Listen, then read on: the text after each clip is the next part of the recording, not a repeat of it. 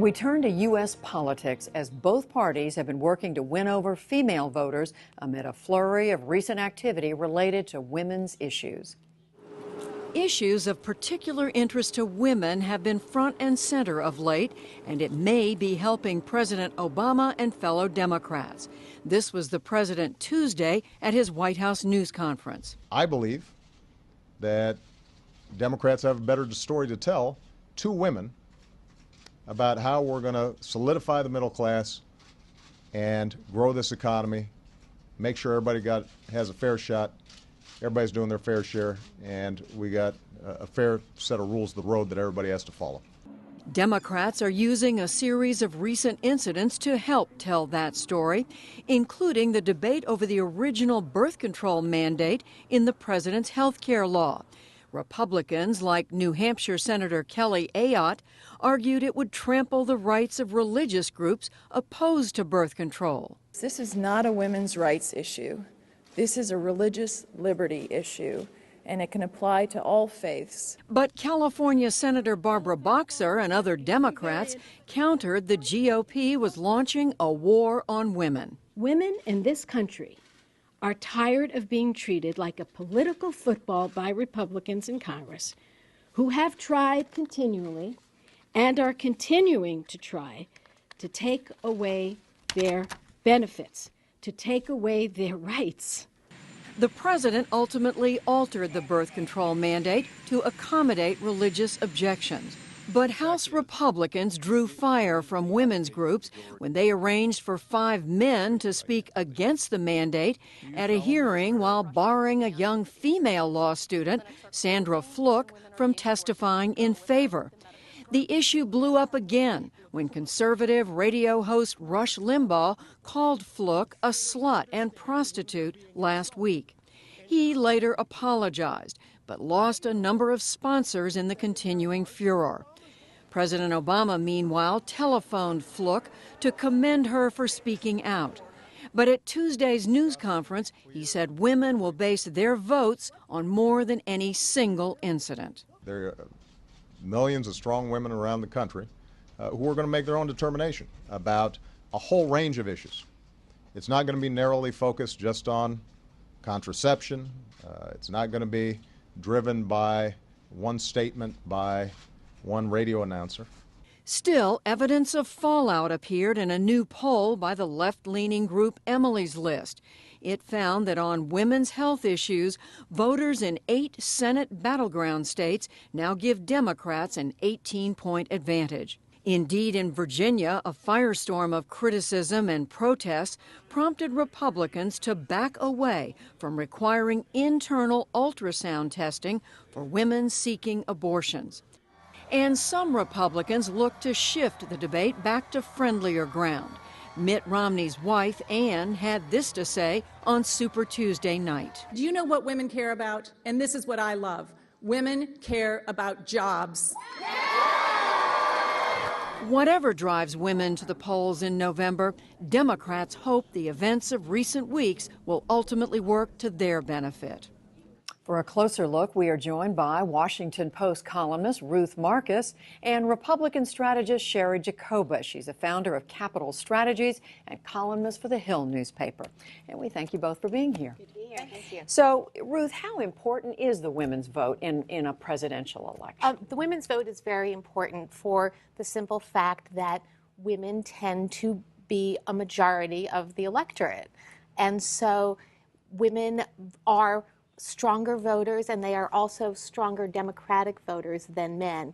So the president needs to have women by his side, strong women by his side, if he's going to be reelected. And Sherry, typically, what issues are more important to women voters than they are to men, or can you say that there's a pattern for women? You know, first of all, women are people, and they care about a lot of the same things that men do. They care about jobs, they care about the economy, and Ann Romney was right. I don't think she was trying to change the subject. If you look at some of the polling, Pew Research shows that Romney was doing better, slightly better among women in January when put up against Obama. Which is pretty significant for a Republican to be able to do that.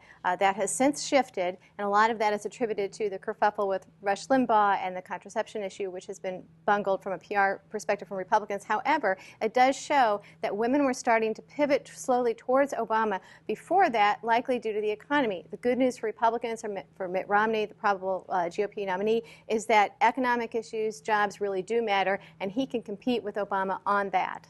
And before we talk about what's going on in this campaign, Ruth, there has been since the Reagan era, the 1980s, kind of a structural, what we call gender gap between men and women. Right. What has that been all about? Well, it's been about women are sort of women are people too, and women care about the same issues that men care about, but they may weight them differently. For example, women are a little bit more reluctant, women voters as a general matter. I'm not doing stereotypes, I'm just talking about polls. They're a little bit more reluctant to go to war, so they were less supportive of Ronald Reagan. They're a little bit more believers in activist government, more supportive of healthcare type issues. And so, as I said, there is this structural gender gap, and Democrats, when they succeed, can exploit that and build on it. And I have to say, I know that Sherry is trying to sort of make lemonades from lemon here. But boy, I sometimes think watching this debate right now that the Obama campaign has some kind of sleeper agent in the Republican Party that is creating this kerfuffle, because it just can't be good for Republicans. You mean the controversy over contraception, birth control, and everything that's calling Sandra Fluke a slut and a prostitute. Mitt Romney, I thought, made a huge mistake, and I was glad to see my conservative colleague George Will calling him on it, in being very, very timid in what he said. I said I wouldn't have used those words. Well, what words would you use? How did this happen this year in this campaign? It started out as the Obama administration issuing new regulations about birth control. How did it sort of spin out of control? This is not where Republicans would like it to be right now. Well, it's not where the Republicans would like it to be, but that's because the whole PR war has been, they lost at least the first part of the battle. I don't think Republicans are going to lose on the substance if they can get back on track. When you're talking about religious liberty, look, you have a lot of women, Republican women, who maybe lean pro-choice or have, some of us have sympathies in both camps. We're not activists for either side, and we understand somebody wanting the choice to do what they want with their body, but when you start saying, well, but we're going to force this on religious institutions to go against something that's important to them, or we're going to force somebody else to pay for it, you start losing a lot of people that you might consider to be pro-choice that are kind of silent right now. So it's not a black and white issue. I think it's a little bit risky for Democrats to really want to run on this. But again, Obama's numbers, particularly among white women, were so poor, and he can't win without them. A huge gender gap in the 2008 election, but that's why they've started this whole campaign, Republican War on Women. It is to close that gap. And so a lot of this is hyperbole that's being invented by the Democrats. Republicans say this is all about, Ruth, all about religious liberty, as we just heard Sherry referring. Democrats say, wait a minute, no, it's about contraception. How are voters dealing with that? Well, it was about religious liberty, and I thought the administration made a mistake in not drawing its exemption broadly enough at the start. But partly the administration has just stumbled into this terrific situation now in terms of politics, where it's not just a question of religious liberty. You have Mitt Romney, who says he opposes federal funding for family planning programs. This is a program that was started by George H.W. Bush. You have clinics closing in Texas, family planning clinics and clinics that offer women health services, because, God forbid, pardon the pun, they should take money that might trickle somewhere in some theoretical way into providing abortion services. So it's not just in Washington, this is happening around. It's not just in Washington. You have this debate, for example, about the sonogram bill in Virginia, where even the conservative governor of Virginia backed off of having the more invasive form of the sonogram required before a woman could have an abortion. And I just think the Republicans do not want to be having this debate, but they keep allowing the Democrats to keep it going at this point. Are moderate women in the Republican Party, Sherry, weighing in with the party leadership, with the candidates, and saying, this is what we think the party should be talking about? I think moderate women and all women in the party understand what's going on. A lot of this sudden blip in the women's support for Obama that he did not have before is because of the hyperbole and people kind of misrepresenting the issue overall. I'm confident that that will die down and things will sort of settle where they're supposed to be, and that's where you're going to find that Ann Romney was right about what women really care about. Women, if there's a woman who's getting free birth control or free abortion services somewhere, and I don't think you're going to say, well, that's a Republican voter, and now she's going to change and be a Democrat because suddenly now people are a little bit upset about the commingling of the funds with regard to what the taxpayers are funding. Is there, well, let me just say, is there any way that this can be, that this whole question of birth control contraception can be discussed that is not a detriment to Republicans? Can Republicans Absolutely. talk about it in a way that does not turn off many women I voters? think that they can. It was a mistake to have just men. It was just on the first panel, by the way, not the entire hearing, but the first panel talking about contraception. They've really blown it on the PR front, but that does not mean they're wrong on the substance. So that's where, as a Republican, that's where I see a silver lining. But I do think on the PR front, temporarily, they've blown it. They can get back on because there is clear evidence that Republicans will, women will support Republicans, will support Mitt Romney, and it'll be on jobs and the economy. Meantime, what did Democrats say about this? I mean, as you go into this election, we're just in March. Ruth. Right. Well, Democrats want this to keep going, and let me just give you some numbers that explain why.